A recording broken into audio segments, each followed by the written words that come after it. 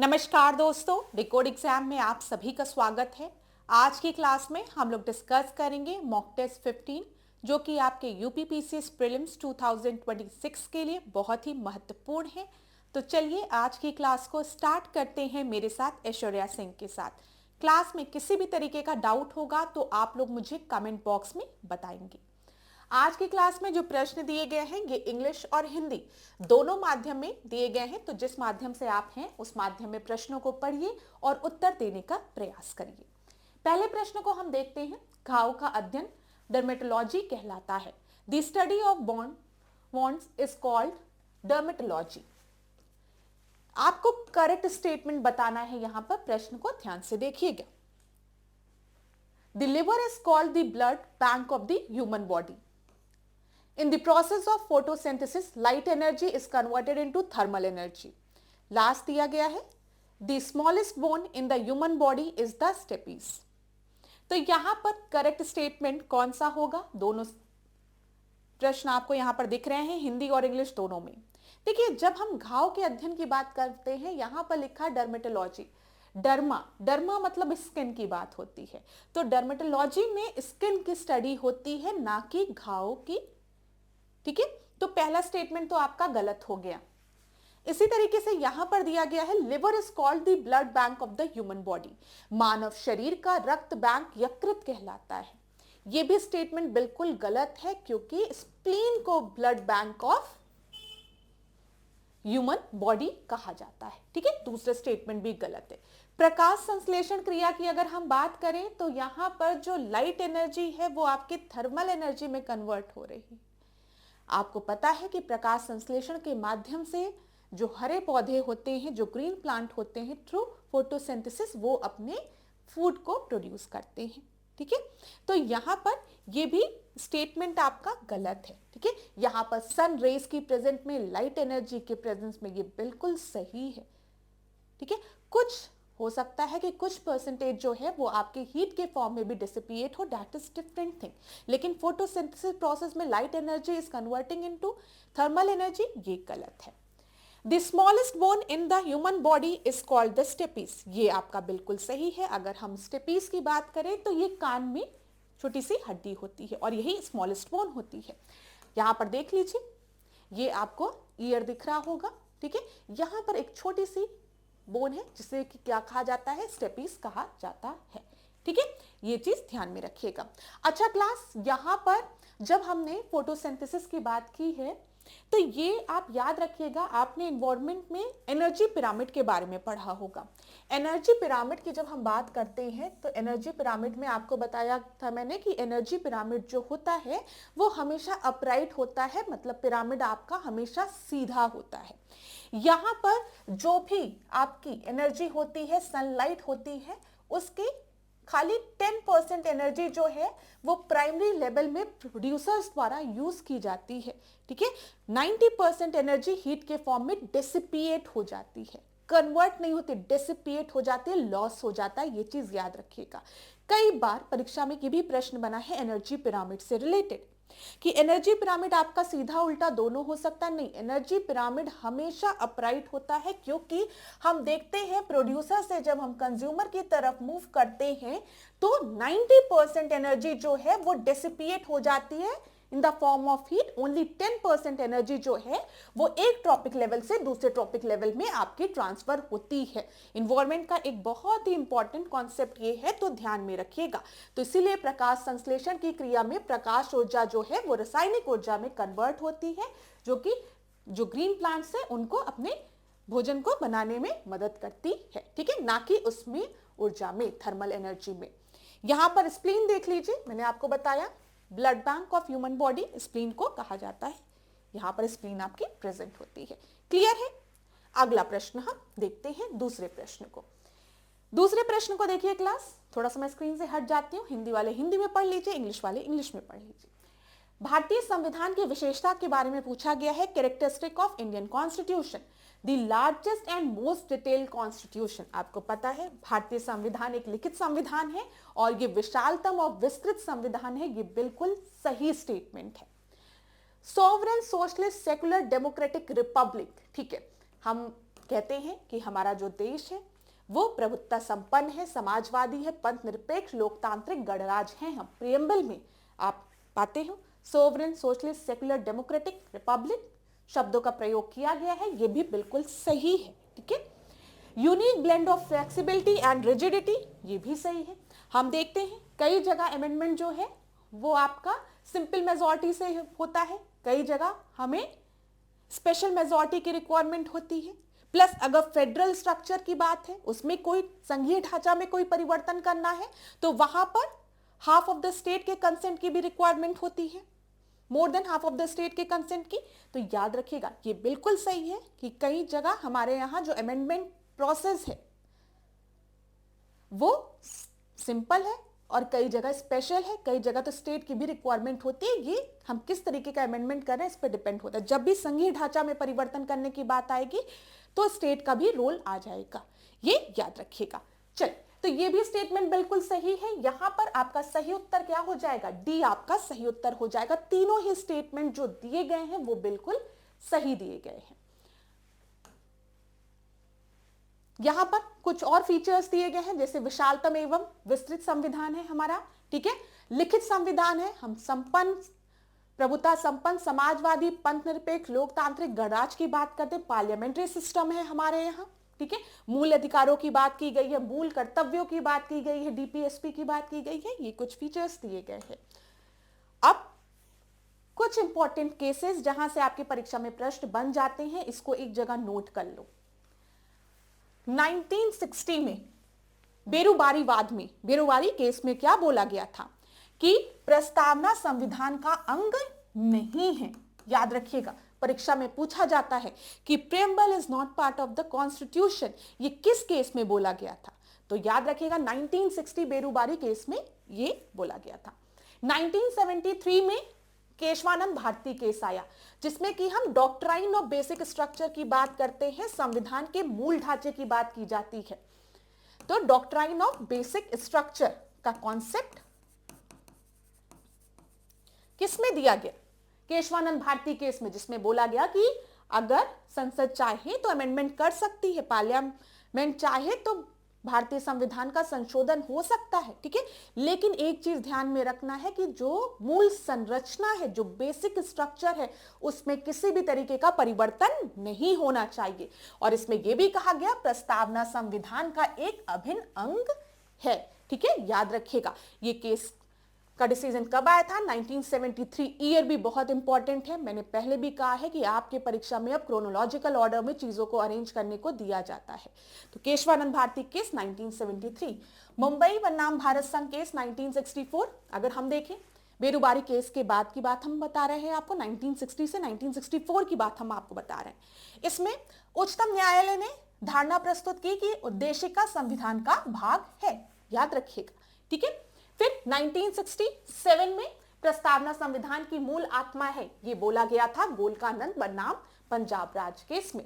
किस केस में ये बोला गया? प्रश्न पूछेगा कि किस केस में बोला गया था कि प्रस्तावना संविधान की मूल आत्मा है, तो आप बताएंगे 1967 के गोलकानंद बनाम पंजाब राज्य केस में, ठीक है। इसका स्क्रीनशॉट जरूर ले लीजिए, ये महत्वपूर्ण है। अब देखा जाता है कि इस तरीके के प्रश्न केसेस से रिलेटेड आपकी परीक्षा में पूछे जाते हैं। अगले प्रश्न को हम देखते हैं। तीसरा प्रश्न देखिए,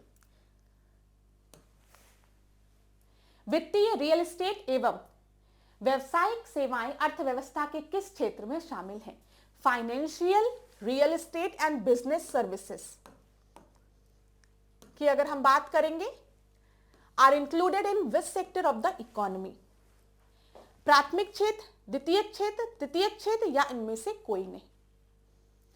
जब हम सेक्टर्स की बात करते हैं तो मेनली हम प्राइमरी, सेकेंडरी और टर्शरी सेक्टर की बात करते हैं। प्राइमरी सेक्टर्स में हम एग्रीकल्चरल एक्टिविटीज को, हॉर्टिकल्चर को, वर्मी कल्चर, इन सबको रखते हैं। और आपको पता है कि जब हमारा देश आजाद हुआ था तो हम एक कृषि प्रधान देश थे, ठीक है, मतलब प्राइमरी सेक्टर का एक बहुत बड़ा कंट्रीब्यूशन था, ठीक है। दूसरा सेकेंडरी सेक्टर होता है। सेकेंडरी सेक्टर में मेनली हम लोग मैन्युफैक्चरिंग सेक्टर को रखते हैं। जैसे चाइना को बोला जाता है, चाइना की जो पूरी इकोनॉमी है वो सेकेंडरी सेक्टर पे बेस्ड है, ठीक है। मेड इन चाइना के प्रोडक्ट्स आपको भारतीय मार्केट में भी दिखते होंगे सस्ते, भले टिकाऊ हो चाहे ना हो। Made in China, made in China, made in China. आज हम आत्मनिर्भर भारत की बात कर रहे हैं, हम इंडिजिनस प्रोडक्ट्स को प्रमोट करने की बात कर रहे हैं, मेड इन इंडिया की बात कर रहे हैं, हम अपने सेकेंडरी सेक्टर पे फोकस कर रहे हैं। भारत जो था वो प्राइमरी सेक्टर से मूव किया था टर्शरी सेक्टर पर। टर्शरी सेक्टर सर्विस सेक्टर होता है, तो हमने शिफ्ट किया था प्राइमरी सेक्टर से टर्शरी सेक्टर पे। हमारा जो सेकेंडरी सेक्टर था वो कहीं ना कहीं कॉम्प्रोमाइज हो गया। लेकिन आज हम देख रहे हैं, हम अपने हैंडीक्राफ्ट इंडस्ट्रीज को प्रमोट कर रहे हैं, वन डिस्ट्रिक्ट वन प्रोडक्ट की बात कर रहे हैं, हम आत्मनिर्भर भारत की बात कर रहे हैं, मेड इन इंडिया प्रोडक्ट की बात कर रहे हैं। हम अपने सेकेंडरी सेक्टर को क्या कर रहे हैं, प्रमोट कर रहे हैं, ठीक है। तो ध्यान दीजिएगा, चाइना की इकोनॉमी आज इतनी स्ट्रांग है क्योंकि उन्होंने अपने सेकेंडरी सेक्टर पे ज्यादा फोकस किया था। वो भी प्राइमरी से मूव किए, लेकिन वो सेकेंडरी पे गए, हम टर्शरी पे गए, सर्विस सेक्टर पे गए। और जब हमने सर्विसेज की बात की तो सर्विसेज कौन से सेक्टर में आती हैं, तृतीय क्षेत्र में आती हैं, टर्शरी सेक्टर में। सी आपका सही उत्तर है। आगे बढ़े, अगला देखते हैं पांचवा। अगर आप चाहें तो चौथे को स्किप भी कर सकते हैं, कोई भी ऑप्शन उसमें सही नहीं दिया है। चौथे को स्किप कर दीजिए, पांचवे को हम देखते हैं। भारत में आधुनिक शिक्षा के विकास के संदर्भ में निम्नलिखित में से कौन सा कथन सही है, बोला गया है। तो देखिए यहाँ पर कलकत्ता मदरसा की स्थापना 1781 में हुई थी। बनारस संस्कृत कॉलेज की स्थापना 1881 में हुई थी। फोर्ट विलियम कॉलेज की शुरुआत मुंबई में हुई थी। 1833 के चार्टर अधिनियम ने भारत में शिक्षा के उद्देश्य के लिए 1 लाख रुपए की मंजूरी दी थी। तो बताइए इनमें से कौन सा स्टेटमेंट बोला गया है आपका सही है। तो अगर हम चार्टर एक्ट की बात करें और 1 लाख रुपए की बात करें तो ये तो आपका 1813 के चार्टर एक्ट में बोला गया था, ना कि 1833 के चार्टर एक्ट में बोला गया था। ध्यान दीजिएगा, 1813 के चार्टर एक्ट में बोला गया था कि 1 लाख रुपए हर साल एजुकेशन में क्या किया जाएगा, एक्सपेंडिचर की तरीके से यूज किया जाएगा, मतलब मंजूरी दी गई थी 1 लाख रुपए के लिए, ठीक है। अगर हम बात करें विलियम कॉलेज की, तो विलियम कॉलेज की स्थापना कहां पे हुई थी, इसको मैं काट दूं यहां पर, 1813 कर दूं। विलियम कॉलेज की स्थापना मुंबई में नहीं, कलकत्ता में हुई थी। कहां पे हुई थी विलियम कॉलेज की स्थापना, कोलकाता में हुई थी। कौन था, वेलेस्ली था, लॉर्ड वेलेस्ली था कोलकाता में, ठीक है। और अगर हम बात करें बनारस संस्कृत कॉलेज की, तो यहां पे जोनाथन डंकन होगा। जोनाथन डंकन ने इसकी स्थापना की थी और 1881 में नहीं, 1781 में की थी, ठीक है। 70s का टाइम था। यहां पर ये तीनों ही स्टेटमेंट बिल्कुल गलत है, खाली एक स्टेटमेंट आपका सही है कि कलकत्ता मदरसा की स्थापना 1781 में हुई थी। एक बार एक्सप्लेनेशन को भी हम देख लेते हैं, देख लीजिए। कलकत्ता मदरसा जो है वो 1781 में आपका स्थापित हुआ था वॉरेन हेस्टिंग के समय। कहां पे, कलकत्ता में, ये याद रखिएगा, ठीक है। फिर अगर हम देखें 1791 में, देखिए 1791 में, ये ध्यान दीजिएगा यहां पर क्लास, मैंने यहां पर क्या लिखा है 1781, इसको 1791 करिएगा, ठीक है। 1791 में जोनाथन डंकन ने स्थापित किया था संस्कृत कॉलेज को, ठीक है। कहां पर, बनारस में, जिसको कि आज हम संपूर्णानंद यूनिवर्सिटी के नाम से जानते हैं, ठीक है। 1791 में फोर्ट विलियम कॉलेज की हम बात करें तो 1800 में इसकी स्थापना लॉर्ड वेलेस्ली द्वारा की गई थी। कहां पर, कलकत्ता में। और 1813 के चार्टर एक्ट के तहत कंपनी ने ग्रांट किया था expenditure of 1 lakh each year for the education in India, ठीक है। चलो छठवें क्वेश्चन को आप देखिए, यहां पर क्या दिया गया है। समान कार्य के लिए समान वेतन भारत के संविधान में सुनिश्चित किया गया है। Equal pay for equal work की बात की गई है इंडियन कॉन्स्टिट्यूशन में। इसे फंडामेंटल राइट है, ये इकोनॉमिक राइट है, फंडामेंटल ड्यूटी है, या फिर डीपीएसपी का पार्ट है। बताइए, equal pay for equal work ये किसका हिस्सा है, ये राज्य के नीति निर्देशक तत्व का हिस्सा है। यहां पर डी आपका सही उत्तर होगा। आसान प्रश्न है, ऐसे प्रश्न परीक्षा में पूछे जाते हैं। यहां पर राज्य के नीति निर्देशक तत्वों से रिलेटेड एक जो प्रश्न आपकी परीक्षा में कई बार रिपीट होता है वो ये है कि किस कॉन्स्टिट्यूशनल अमेंडमेंट एक्ट के तहत कौन से डीपीएसपी को जोड़ा गया था, कौन से राज्य के नीति निर्देशक तत्वों को जोड़ा गया था। ये प्रश्न ध्यान दीजिएगा पूछा जाता है। अगर हम 42nd कॉन्स्टिट्यूशनल अमेंडमेंट एक्ट की बात करें 1976 की, तो यहां पर ध्यान दीजिएगा, यहां पर अनुच्छेद 39 का उपखंड चा में क्या बोला गया है, बालकों के स्वस्थ विकास के अवसर एवं सुविधाएं तथा नैतिक एवं आर्थिक परित्याग से रक्षा की बात की गई है। 39A की अगर हम बात करेंगे तो यहां पर फ्री लीगल एड की बात की गई है। किसकी? फ्री लीगल एड की। ठीक है, यहां पर ध्यान दीजिए, समान न्याय और निःशुल्क विधिक सहायता की बात की गई है। 43A की अगर आप बात करेंगे तो इसमें उद्योग के प्रबंधन में कर्मकारों का भाग लेना, पार्टिसिपेशन ऑफ वर्कर्स की बात यहां पर की गई है। 48A की अगर हम बात करेंगे तो यहां पे पर्यावरण और वन जीवों के संरक्षण की बात की गई है। ठीक है, याद रखिएगा, environment and wild life conservation की यहां पर बात की गई है। 44th कॉन्स्टिट्यूशनल अमेंडमेंट एक्ट के तहत अनुच्छेद 38 का भाग 2 जोड़ा गया था। इसमें राज्य आय की समानता की बात की गई थी। ठीक है, equal pay for equal work की बात की गई थी। अभी आपसे प्रश्न पूछा गया था ना, equal pay for equal work क्या है आपका, किस में मौलिक अधिकार है, या फिर डीपीएसपी में राज्य के नीति निर्देशक तत्वों में सम्मिलित है, या फिर आपका मौलिक कर्तव्य है, या फिर इकोनॉमिक राइट है। तो ये याद रखिएगा, ये डीपीएसपी का हिस्सा है, राज्य के नीति निर्देशक तत्वों का हिस्सा है। इसके बारे में अनुच्छेद 38 के क्लॉज 2 में बोला गया है, जिसे कि कॉन्स्टिट्यूशनल अमेंडमेंट 44 के तहत जोड़ा गया था। 97 देख लीजिए, इंपॉर्टेंट है। 97 क्यों इंपॉर्टेंट है? क्योंकि इसके तहत आर्टिकल 43B को जोड़ा गया था, जो कि किससे रिलेटेड है? कोऑपरेटिव सोसाइटी से। ध्यान रखिएगा, कोऑपरेटिव सोसाइटी से रिलेटेड है, सहकारी समितियों के गठन की बात यहां पर की गई है। ये 97 कॉन्स्टिट्यूशनल अमेंडमेंट 2011 के तहत इसे जोड़ा गया है। तो डीपीएसपी में यह प्रश्न पूछा जाता है कि किस संविधान संशोधन से कौन कौन से डीपीएसपी को जोड़ा गया है, इसको नोट जरूर कर लीजिएगा। आगे बढ़ते हैं, 7वें प्रश्न को देखिए। एरन अभिलेख किस गुप्त शासक के बारे में कहता है कि वह प्रसन्न होने पर कुबेर तथा रुष्ट होने पर यमराज के समान था? तो एरन अभिलेख की अगर हम बात करें तो एरन अभिलेख में किस गुप्त शासक को कहा गया, जब वो खुश होता है तो कुबेर की तरह, ठीक है, दान देता है, कुबेर की तरह पैसे बरसाता है, लेकिन अगर वो रुष्ट होता है, गुस्साता है, तो यमराज बन जाता है। ये समुद्रगुप्त के लिए इन शब्दों का प्रयोग किया गया है। बी आपका सही उत्तर है। ठीक है, समुद्रगुप्त के सिक्कों की अगर बात करें तो सिक्कों पर मुद्रित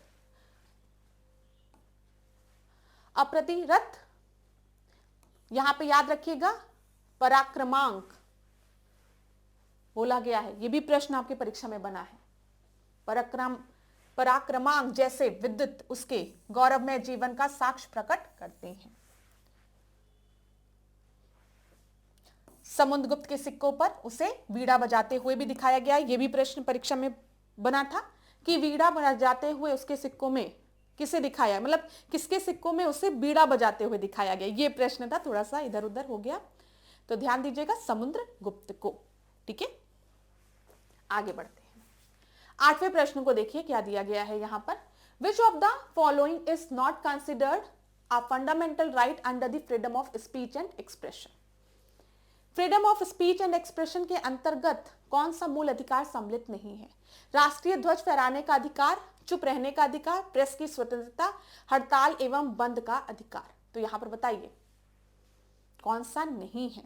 तो हड़ताल एवं बंदी का अधिकार इसमें शामिल नहीं है। डी आपका सही उत्तर हो जाएगा। ठीक है, हड़ताल एवं बंद का अधिकार अनुच्छेद 1 का के अंतर्गत कोई मूल अधिकार नहीं है, अंततः बंद का आयोजन एवं आवाहन असंवैधानिक है। शेष की अगर हम बात करेंगे, राष्ट्रीय ध्वज फहराने का अधिकार, चुप रहने का अधिकार, ठीक है, प्रेस की स्वतंत्रता, ये सब इसमें सम्मिलित है। ठीक है, इसमें आपका बनाम भी दिया गया है, भारत संघ बनाम, नवीन जिंगल 2004। ठीक है, चुप रहने का अधिकार, राष्ट्रगान का मामला, एमुनुअल बनाम केरल राज 1986, और प्रेस की स्वतंत्रता का साकल पेपर्स लिमिटेड बनाम भारत संघ 1962 केस। 1857 के विद्रोह पर अगला प्रश्न देखते हैं। आधारित college of the Indian mutiny based on the revolt of 1857, who wrote this book? 1857 के विद्रोह पर आधारित college of the Indian mutiny किताब निम्नलिखित में से किसके द्वारा लिखी गई है? यह प्रश्न पूछा गया है। अशोक मेहता द्वारा, पीसी जोशी द्वारा, टीआर होम्स द्वारा, या फिर सर सैयद अहमद खान द्वारा। तो ये पुस्तक किसके द्वारा लिखी गई है बताइए? ये पुस्तक जो है वो सर सैयद अहमद खान द्वारा लिखी गई है। 1857 के विद्रोह पर आधारित college of the Indian mutiny किताब जो है वो सर सैयद अहमद खान द्वारा लिखी गई है। अशोक मेहता ने दी ग्रेट रिबेलियन पुस्तक लिखी थी, पीसी जोशी ने रिबेलियन 1857 किताब लिखी थी और टीआर होम्स द्वारा लिखी गई है। टीआर होम्स ने 1857 के विद्रोह को सभ्यता एवं बर्बरता के बीच के संघर्ष के रूप में बताया है। ठीक है, ये याद रखिएगा। चलिए आगे बढ़ते हैं। यहां पे प्लेसेस दिया है, लीडर ऑफ रिवॉल्ट दिया है और उसको सप्रेस किसने किया गया था ये दिया गया है। दिल्ली की बात करेंगे तो बहादुर शाह जफर और बापू सिंह थे। इसको सप्रेस किसके द्वारा किया गया था? निकलसन के द्वारा किया गया था। कानपुर में नाना साहेब थे, सप्रेस किसके द्वारा किया गया था? कैंपबेल के द्वारा। लखनऊ में बेगम हजरत महल थी, ठीक है, इसको सप्रेस कैंपबेल द्वारा किया गया था। याद रखिएगा विद्रोह कानपुर, लखनऊ में और बरेली में किसके द्वारा किया गया था? सप्रेस इसको कैंपबेल द्वारा किया गया था। झांसी में लक्ष्मीबाई थी, ह्यूज रोज द्वारा इसको सप्रेस किया गया था। आरा बिहार की बात करेंगे तो कुंवर सिंह थे, ठीक है, जगदीशपुर से, और आयरी द्वारा, विंचेट आयरी द्वारा इसको सप्रेस किया गया था। इलाहाबाद में लियाकत अली थे, नील द्वारा इसे सप्रेस किया गया था। बरेली में मैंने आपको बताया कैंपबेल द्वारा सप्रेस किया गया है। विद्रोह के नेतृत्व किसने किया था? खान बहादुर ने किया था। उड़ीसा में अगर हम देखेंगे तो सुरेंद्र शाही जी थे और इन्होंने खुद सरेंडर कर दिया था। तो ऐसे भी प्रश्न आपके परीक्षा में पूछे जाते हैं, तो ध्यान दीजिएगा। अगर स्क्रीनशॉट लेना है तो आप स्क्रीनशॉट ले सकते हैं। 10वें प्रश्न को देखते हैं। Which type of the coal contain the highest amount of carbon? अगर हम देखें तो सबसे बेस्ट क्वालिटी ऑफ कोल कौन सा होता है? पीट, लिग्नाइट, बिटुमिनस या एंथ्रासाइट? तो बताइए बेस्ट क्वालिटी, सर्वाधिक मात्रा में कार्बन किसमें प्रेजेंट होता है? वही तो बेस्ट क्वालिटी होगी कोयले की, तो ये एंथ्रासाइट होता है। ठीक है, डी आपका सही उत्तर है। अगर हम भारत में देखें तो आपको पता है गोंडवाना क्षेत्र से हमें कोयले की प्राप्ति होती है। गोंडवाना क्षेत्र जो है वहां में हमको कोयले की प्राप्ति होती है, लेकिन गोंडवाना क्षेत्र में जो कोयला आपका पाया जाता है वो मुख्यतः बिटुमिनस होता है। ठीक है, एंथ्रासाइट कोयले की मात्रा भारत में थोड़ी बहुत पाई जाती है, तो वो जम्मू कश्मीर में, ये याद रखिएगा। बेस्ट क्वालिटी जो कोल की है वो एंथ्रासाइट है, और भारत में एंथ्रासाइट नहीं मिलता, लेकिन थोड़ा बहुत जो मिलता भी है एक मिनिमल अमाउंट में, वो जम्मू एंड कश्मीर से। यहां पर देख लीजिए, अगर हम पीट कोयले की बात करें तो इसमें कार्बन की मात्रा 50 से 60% तक होती है। यह निम्न कोटि का कोयला होता है। ठीक है, लिग्नाइट कोयले की बात करेंगे तो इसमें 65 से 70% तक कोयला का कंटेंट होता है। बिटुमिनस की अगर हम बात करेंगे तो ये आपका 70 से 70 to 85%, और इससे ज्यादा कार्बन की अगर हम बात करेंगे 90, तो ये आपका बेस्ट क्वालिटी का जो होता है कोयला वो एंथ्रासाइट होता है। और याद रखिएगा भारत में एंथ्रासाइट का बहुत कम जगह पाया जाता है, बहुत ही मिनिमल अमाउंट में जम्मू कश्मीर रीजन में, नहीं तो भारत में ज्यादातर जो कोयला की प्राप्ति हमें गोंडवाना क्षेत्र से होती है। गुजरात के चालुक्य वंश का संस्थापक निम्नलिखित में से कौन था? बताइए, चालुक्य डायनेस्टी जो गुजरात में थी उसका फाउंडर कौन था, आपको बताना है। तो यहां पर आपका सही उत्तर क्या हो जाएगा? पहला मूलराज दिया है, यशोवर्मन दिया है, दुर्लभ वर्धन दिया है और नारायण पाल दिया है। तो आपका सही उत्तर जो है वो है मूलराज प्रथम। ठीक है, चालुक्य डायनेस्टी का फाउंडर गुजरात में मूलराज प्रथम था। ये आपका सही उत्तर है।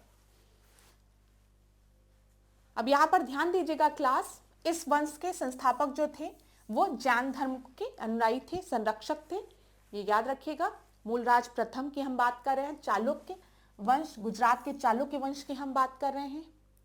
और भीम प्रथम जो था इस वंश का सबसे शक्तिशाली शासक था और भीम प्रथम के शासनकाल के दौरान ही महमूद गजनी ने आक्रमण किया था और सोमनाथ मंदिर को लूटा था। ठीक है, ये याद रखिएगा, परीक्षा में पूछा जा सकता है कि किसके शासनकाल के दौरान महमूद गजनी ने सोमनाथ मंदिर को लूटा था। तो आप याद रखेंगे भीम प्रथम के। ठीक है, चालुक्य वंश का जो अंतिम शासक था वो भीम द्वितीय था और भीम द्वितीय के समय, ठीक है, याद रखिएगा, मोहम्मद गौरी ने आक्रमण किया था। ये ध्यान रखिएगा। ठीक है, अगर आपसे परीक्षा में पूछेगा कि महमूद गजनी ने सोमनाथ मंदिर पर कब आक्रमण किया था, कब सोमनाथ मंदिर को लूटा, किसके शासन में, तो आप बताएंगे भीम प्रथम के। भीम द्वितीय जो था वो चालुक्य वंश, गुजरात के चालुक्य वंश का आखिरी शासक था भीम द्वितीय, और उसके समय पे मोहम्मद गौरी ने गुजरात पर आक्रमण किया था। ठीक है, चलो याद रखिएगा 1178 में जब मोहम्मद गौरी ने गुजरात पर आक्रमण किया था तो भीम द्वितीय ने इस आक्रमण को विफल कर दिया था। इंपॉर्टेंट है, परीक्षा में पूछ लिया जाता है। 1195 में कुतुबुद्दीन ऐबक ने गुजरात पर आक्रमण करके અહીં वाड़ पर अधिकार कर लिया था। चलो, निम्नलिखित में से कौन सा भारत के संविधान द्वारा प्रदत्त 6 मूल अधिकारों में से नहीं है? तो कौन सा नहीं है, जल्दी से बता दीजिए। राइट टू इक्वालिटी है, राइट टू फ्रीडम है, राइट टू एजुकेशन भी है, राइट टू वोट नहीं है। राइट टू वोट हमारा मौलिक अधिकार नहीं है, ध्यान दीजिएगा। तो सी आपका सही उत्तर हो गया। ठीक है, सी जो है वो सही उत्तर है। जब हम अधिकारों की बात करते हैं, मूलतः हम 6 अधिकारों की बात करते हैं। सबसे पहला समानता का अधिकार है, राइट टू इक्वालिटी, 14 to 18 में दिया गया है। फिर स्वतंत्रता का अधिकार, राइट टू फ्रीडम, 19 to 22 में दिया गया है। शोषण के विरुद्ध अधिकार, ठीक है। फिर धार्मिक स्वतंत्रता का अधिकार 25 से 28 में दिया गया है। संस्कृति तथा शिक्षा संबंधी अधिकार, फिर संवैधानिक उपचारों का कॉन्स्टिट्यूशनल रेमेडीज की बात की गई है 32 में। ये याद रखिएगा, आए दिन परीक्षा में पूछ लिया जाता है इस तरीके का प्रश्न। कहने को सबसे आसान होता है लेकिन यहीं पर गलती भी करके आ जाते हैं स्टूडेंट्स। अगला देखिए, sound waves of frequency below 20 hertz, 20 hertz से नीचे की आवृत्ति वाली ध्वनि तरंगों को क्या कहा जाता है? बताइए, इंफ्रासोनिक, ऑडिबल, अल्ट्रासोनिक या फिर नन ऑफ द एबव। तो यहां पर आपका सही उत्तर क्या है? बिलो 20 हर्ट्ज की बात की गई है तो ये इंफ्रासोनिक वेव्स होती हैं। ए आपका सही उत्तर है। आसान प्रश्न है ये। चलिए अगला देखते हैं। First governor of the reserve bank of India कौन था? पहला governor reserve bank of India का कौन था? Osborne Smith. बी आपका सही उत्तर है। ये भी एक आसान प्रश्न था। आज के टेस्ट में प्रश्न आसान दिए गए हैं, मैं कहूंगी कोई भी ऐसा डिफिकल्ट प्रश्न नहीं था जो आप नहीं लगा पाए होंगे। Regarding the animal cell, which of the following statement is not correct? It has a cell wall, it lack plastids, it contain a centrosome, the vacuole are small. बताइए। तो यहां पर बात की गई है एनिमल सेल की। एनिमल सेल में सेल वॉल नहीं होता है। जब प्लांट सेल की हम बात करते हैं तो प्लांट सेल में आपका सेल वॉल प्रेजेंट होता है। ध्यान दीजिए, यहां पर ये प्लांट सेल है, प्लांट सेल में आप देख रहे हैं सेल वॉल प्रेजेंट है। ठीक है। एनिमल सेल की हम बात करेंगे तो इसमें आपको सेल वॉल नहीं दिखता है। ये चीज याद रखिएगा। 16 प्रश्न को देखिए। Consider the following statement regarding the Atacama Desert. It is a dry desert located in Venezuela. The world largest nitrate deposit is found here. हम आटाकामा डेजर्ट की बात करते हैं तो आटाकामा डेजर्ट जो है वो साउथ अमेरिका में है, बिल्कुल सही है, लेकिन वेनेजुला में नहीं है, ये चिली में है ना। तो ये आपका गलत हो गया। It has world largest nitrate deposit here, ये सही है। तो 2 सही है लेकिन पहला आपका गलत है। यहां पर ध्यान से देख लीजिए। उत्तरी चिली व दक्षिण पेरू में स्थित है। यहां पर देखिए अटाकामा डेजर्ट ये है, ठीक है। इधर पेरू है, इधर चिली है। छोटा सा इसका आपका ओरिजिन पेरू में भी है लेकिन ज्यादा पार्ट ये आपका चिली में लाई करता है। ठीक है। वेनेजुला देखोगे तो वेनेजुला इधर है। एंजल फॉल जो है कहां पर है बताओ कमेंट बॉक्स में। ठीक है। तो उत्तरी चिली व दक्षिण पेरू में स्थित यह विश्व का सबसे सूक्ष्म मरुस्थल है। यह क्षेत्र नाइट्राइट, तांबा, सल्फर के लिए प्रसिद्ध है। यह विश्व का सबसे बड़ा नाइट्रेट भंडार यहां पर पाया जाता है।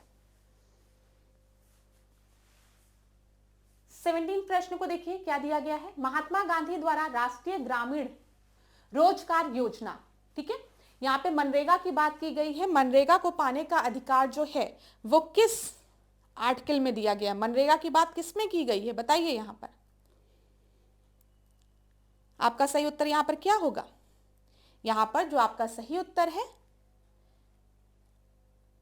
वो है बी, ठीक है।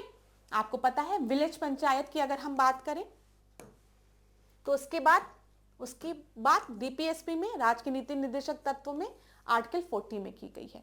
मनरेगा की बात 41 में की गई है। यहाँ पर ध्यान दीजिएगा, कुछ इंपॉर्टेंट चीजें हम लोग डिस्कस कर लेते हैं, क्विकली रिवाइज कर लेते हैं। जब हम भारतीय संविधान की बात करते हैं तो यहाँ पर पार्ट 4 में, ठीक है, आर्टिकल 36 से 51 तक किसकी बात की जाती है, राज्य के नीति निर्देशक तत्व की डीपीएसपी की बात की जाती है। डीपीएसपी को कहां से लिया गया है, आयरलैंड से लिया गया है। ये सारे प्रश्न पूछ लिए जाते हैं। डीपीएसपी से रिलेटेड जो इंपॉर्टेंट अमेंडमेंट थे अभी आज की क्लास में पहले मैंने आपको बताया है। यहां पर अगर हम देखें तो अनुच्छेद 41 की जब हम बात करते हैं तो इसमें वर्णित है कि राज्य अपने आर्थिक साधनों के अनुसार और विकास की सीमाओं के भीतर यह प्रयास करेगा कि सभी नागरिक अपनी योग्यता के अनुसार रोजगार व शिक्षा पा सके तथा बेकारी, बुढ़ापा, बीमारी और असमर्था आदि दशाओं में सार्वजनिक सहायता प्राप्त कर सके, ठीक है। और महात्मा गांधी राष्ट्रीय ग्रामीण रोजगार योजना मनरेगा काम पाने का जो अधिकार है वो अनुच्छेद 41 के अंतर्गत ही आता है, ठीक है। जब हम बात करते हैं अनुच्छेद 40 की तो यहाँ पर विलेज पंचायत की बात की गई है, ध्यान रखिएगा। हाँ, बाद में 73rd कॉन्स्टिट्यूशनल अमेंडमेंट एक्ट के तहत आपको पता है कि हमने पंचायती राज इंस्टीट्यूशन को संवैधानिक दर्जा दे दिया। अनुच्छेद 44 की बात करेंगे तो यहाँ पर नागरिकों के लिए समान सिविल संहिता की बात की गई है, यूनिफॉर्म सिविल कोड की बात की गई है आर्टिकल 44 में, याद रखिएगा महत्वपूर्ण है। 47 की बात करेंगे तो यहाँ पर पोषाहार स्तर और जीवन स्तर को ऊंचा करने तथा लोक स्वास्थ्य में सुधार करने का राज्य का कर्तव्य है, ये चीज बोली गई है, लिखित है। इतनी चीजें क्लियर है क्लास, तो ध्यान दीजिएगा। तो आज की क्लास का ये आखिरी प्रश्न था और आज की क्लास जो थी वो आसान भी थी। आज की क्लास में जो प्रश्न थे वो बहुत डिफिकल्ट नहीं थे मैं कहूंगी, बल्कि आज की क्लास के प्रश्न बहुत ही आसान थे। आप में से ज्यादातर स्टूडेंट्स के ये प्रश्न सही हुए होंगे, क्योंकि जो पहले के टेस्ट से अगर हम कंपेयर करें तो आज की क्लास में जो प्रश्न थे वो डायरेक्ट प्रश्न थे, आपको आंसर आता होगा। और ये प्रश्न परीक्षा में पूछे भी गए हैं पहले, प्रश्न आसान थे, लेकिन ऐसा नहीं है कि टॉपिक इंपॉर्टेंट नहीं था, यहीं से आपके परीक्षा में प्रश्न बनते हैं। और यही छोटे छोटे प्रश्न एग्जाम में जब गलत हो जाते हैं तो फिर माइनस में हो जाता है मार्क्स ना। छोटी छोटी गलती, माइन्यूट गलती ही होती। आप में से कई स्टूडेंट जिनका कि 2025 नहीं क्वालिफाई हुआ प्रीलिम्स, वो यही कह रहे हैं आज की मैम छोटी सी गलती हो गई, 3-4 क्वेश्चन हमारी गलती से गलत हो गया। और ये गलती से गलत होने वाले प्रश्न ही सबसे ज्यादा दुख देते हैं। जो प्रश्न नहीं आते हैं वो नहीं करके आओगे तो फिर तो लगेगा कि आता ही नहीं था, लेकिन जो प्रश्न आता था, प्रैक्टिस किया था, अभी तक सही हो रहा था, लेकिन एग्जामिनेशन हॉल में गलती से गलत हो गया, वही प्रश्न सबसे ज्यादा दुख देता है। और वही प्रश्न आपको रेस से बाहर भी करता है, ये भी बहुत बड़ा ट्रुथ है। इसलिए बार बार कहा जाता है कि सिली मिस्टेक मत करिए, ठीक है। जितना ज्यादा प्रैक्टिस करेंगे उतना ज्यादा अच्छा होगा। तो बार बार नंबर ऑफ क्वेश्चंस को बढ़ाइए, रोज प्रैक्टिस करिए। देखिए कुछ सेक्शंस होते हैं, जैसे पॉलिटी की अगर हम बात करें तो पॉलिटी में आप 2025 में दे रहे हो पेपर, 26 में दे रहे हो, कभी भी दे रहे हो, तो लेकिन कुछ सेक्शन जैसे डीपीएसपी, फंडामेंटल राइट, प्रियम्बल, जो इंपॉर्टेंट केसेस हैं, ठीक है। हम पंचायती राज इंस्टीट्यूशन की बात करें, 73rd 74th कॉन्स्टिट्यूशनल अमेंडमेंट एक साथ रख लो, इन सारे टॉपिक से कोई ना कोई प्रश्न बनता ही है। इन्वायरमेंट की बात करोगे तो वहां पर आपका national park, wild life sanctuary या फिर जो एक्ट है उनसे रिलेटेड प्रश्न आपको देखने को मिलता है, ज्यादा संभावना होती है कि वहीं से प्रश्न बनता है, ठीक है। तो कुछ ऐसे टॉपिक्स होते हैं जहां से प्रश्न बनते हैं, हो सकता है डायरेक्ट ना बन के थोड़ा इनडायरेक्ट वे में प्रश्न आपको देखने को मिले, लेकिन इन टॉपिक्स को आपको बिल्कुल भी छोड़ के नहीं जाना है अपने एग्जाम में, ये चीज याद रखिएगा। हम मॉक टेस्ट में हर सब्जेक्ट को कवर करते हुए चलते हैं, इन इन क्वेश्चंस के माध्यम से ही हम इंपॉर्टेंट टॉपिक्स को भी कवर करते हुए चलते हैं। पहले के मॉक टेस्ट अगर आपने नहीं देखे हैं तो उन मॉक टेस्ट को ज़रूर एक बार देखिए। कहीं पर भी कोई भी डाउट होता है तो कमेंट बॉक्स में बताइएगा। आज की क्लास को यहीं पे एंड करेंगे हम लोग। नेक्स्ट क्लास में आपसे मिलेंगे नए प्रश्नों के साथ। कहीं पर भी दिक्कत होगी तो बताइएगा ज़रूर। Thank you so much class. इसी तरीके से मेरे साथ ऐश्वर्या सिंह के साथ बने रहिए।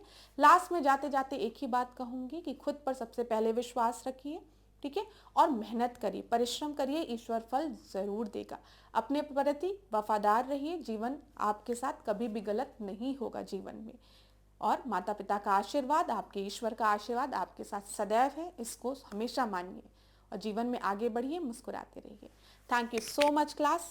आज के सेशन को यहीं पे एंड करेंगे। पूरी डिकोड एग्जाम की टीम आपके साथ बनी हुई है। कहीं पर भी कोई भी डाउट होता है हमें ज़रूर बताइएगा। Thank you so much.